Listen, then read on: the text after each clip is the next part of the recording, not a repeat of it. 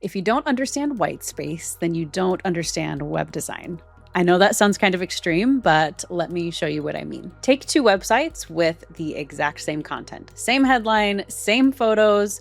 One looks like it cost $15,000 and the other looks like it was something someone threw together over a weekend. The difference is not the content, it's the space around the content. Most people never even look at the white space. They see the stuff, the text, the images, the buttons, but the empty room on the page is the part the professional obsesses over, because the empty space is not really just what's left over after you replace everything. It's the most deliberate decision on the whole design. And it's the difference between a page that looks like an afterthought and one that looks like an authority. I'm Jennie Lakenan, and I have built over 150 websites for coaches and consultants. And I can tell you right now that the fastest way to spot an amateur website is not bad colors or a weak logo, it's actually spacing. By the end of this video, you'll be able to look at your own website and tell if your white space is working for you or against you, and how to use it to help people trust you more and actually buy. Let's start with something that most people get wrong about their own website. They think that people are reading it. They are not. The Nielsen-Norman Group, which is the most respected usability research group that there is, found that on average, people read about 28% of the words on the page. Not 80%, 28%. What that means is that people skim, they grab fragments, and they decide in seconds whether they are going to keep reading. So if people are only catching a fraction of your words, then the only question that matters is which fraction. And that's the first job that white space does. When every idea is jammed up against the next one, then there's no room to breathe, the eye has nothing to land on, and it all blurs into just one big wall of text. White space gives each idea its own moment so that the few things that people actually read are the ones that you wanted them to read. There's research from Wichita State backing this up, where they tested text with generous margins against text that was packed edge to edge. People comprehended more of the spaced version and they felt less worn out reading it. Here's a real before and after applying this concept. And I want to be fair that the before on this certainly isn't the worst website I've ever seen. This is Andrea Nordling's old site. It's a perfectly fine hero section, but there are a couple of things that are holding it back. Her name is tiled into the background behind everything, so you've got text kind of competing with text, and she's zoomed pretty far out in this photo, so she ends up small and a little bit lost in the space. Your eye never really quite settles on anything, and her actual message has to fight through all of that in order to get a read from a visitor. Now here's the new version. We zoomed in on her face so that you can really see her, and her figure fills the space a lot better instead of just kind of floating around in it. We took the repeating name out of the background so that nothing is competing with the message anymore, and we still left plenty of room around the text so it stays easy to read. Her offer didn't change at all. It just went from being fine to very clearly polished, and now you actually read what she does instead of just skimming past it. That's the first job. White space decides whether anyone takes in a single word that you wrote. The second is whether they think you're any good at what you do before they've even read those words. And that judgment comes down to one distinction that a lot of people don't really think about, and that is that there are two kinds of white space. There's passive white space, which is the gap that happens kind of on its own. It's the default room between lines and around a paragraph. Active white space is the space that you add on purpose to group things, to separate things, to point the eye where you want it to look. DIY sites tend to only have the passive kind. Professional sites are full of the active kind. And that difference is what most of your gut is reacting to when a site just feels kind of off. This is Conde Roofing. Their SEO marketing manager actually sent them to me, and her exact problem was, I'm doing great SEO work, but the website is so busy and it's so cluttered that we can only get so far. If you look at the old hero section, there's very little space above or below anything. It's got 3 buttons crammed together. There's almost no padding inside them.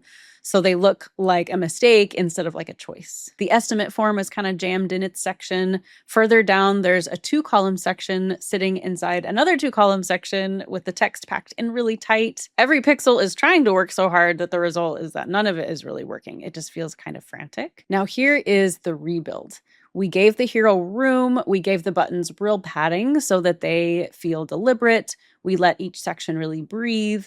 Nothing about the company changed, and it finally looks like a company that you would trust with your roof. Their SEO work was already sending people to the site, but the old version really was a leaky bucket, meaning that it looked untrustworthy, so people would land there and then they would leave. Within a year of the rebuild, though, Condé Roofing saw about a 64% increase in lead conversion from the site with the same amount of SEO work being done. And I'll be honest with you, we definitely changed more than just the spacing with that rebuild.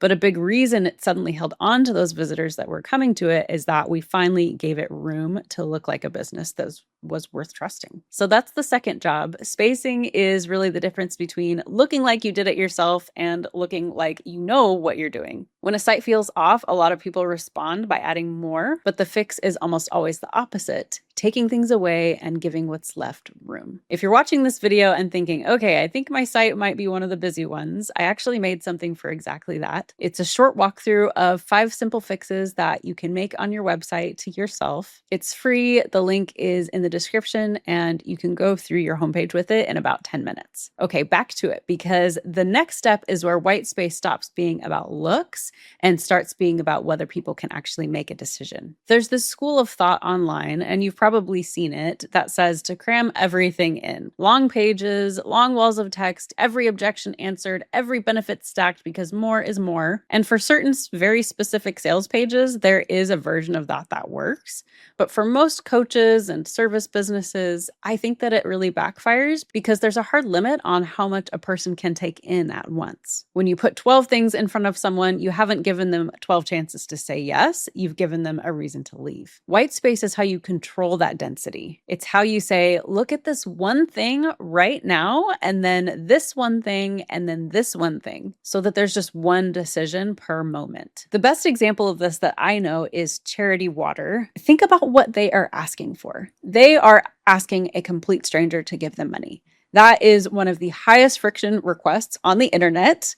And look at how they do it. The hero is one headline with 9 words in it: bring clean and safe water to every person on the planet. There's not even a subheadline. There's just a one button that says give today, one image, a boy holding a clean glass of water. The single hardest ask here is carried by one line and one button surrounded by space. They are really trusting the space to bring attention and make the headline do the hard work. And here's the nuance that keeps this from being a gimmick, because I don't want you to walk away thinking the answer is just to delete everything and leave a blank page. Scroll down and Charity Water actually gets denser on purpose.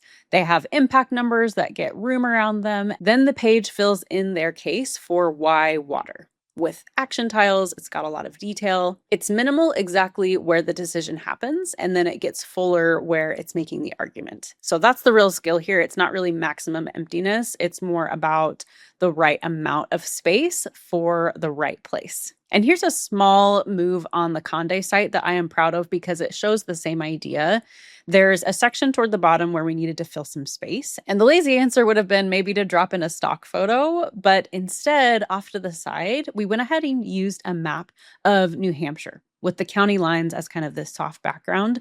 Not only does it fill the space beautifully, but it also has a job. So the space isn't empty, and it's also not just noise. It's actually answering subtly a question of, do they work in my area? That is the difference between filling space and using it. So that's the third job that white space has. It's how you respect the limit of what someone can process and how you make sure that the one thing that matters gets through to them. Which brings us to the last job, and the one I think every expert should care about most. There's this growing body of research, including peer-reviewed studies from 2024, showing that more white space makes a brand be perceived as higher quality, more prestigious, more trustworthy, a lower risk to buy from. Read that again. Lower risk to buy from. Space literally makes people feel safer spending money with you. You already kind of get this sense in the physical world. You walk into a luxury store and there are 6 items on the whole floor, each one lit and spaced like it's in a museum. Versus walking into a discount store and it's packed to the ceiling because the message there is volume and low prices. Apple is the obvious example of this online. There's all that empty space often around one product. Though I will be honest, honest and say that Apple gets to do that because Apple is Apple. So I won't pretend that their use of space alone is what makes them successful. But the instinct here still is real, it's measurable, and it scales all the way down to a coach's homepage. There's this line from Blaise Pascal written in 1657, and he said,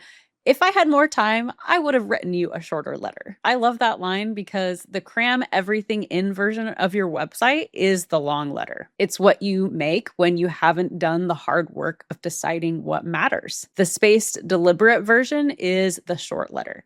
And it's a lot harder to make, which is exactly why I think it reads as more expensive. Anyone can pile things on, but it takes a trained eye to take things away and leave room. That is why I say if you don't understand white space, then you don't understand web design. It isn't just the empty part of the page, it's actually the part doing the most work. And that trained eye, knowing what to take away and how much room to leave, is exactly what my team and I bring to every site that we build for coaches and consultants. We make your website look as premium as the expertise behind it so that it earns trust instead of costing you clients. If you want to work with us, the link is in the description. And to go deeper on what actually turns those visitors into clients, watch my video on the psychology behind premium web design. It breaks down the other half of the equation, and that is the words. So I'll see you there.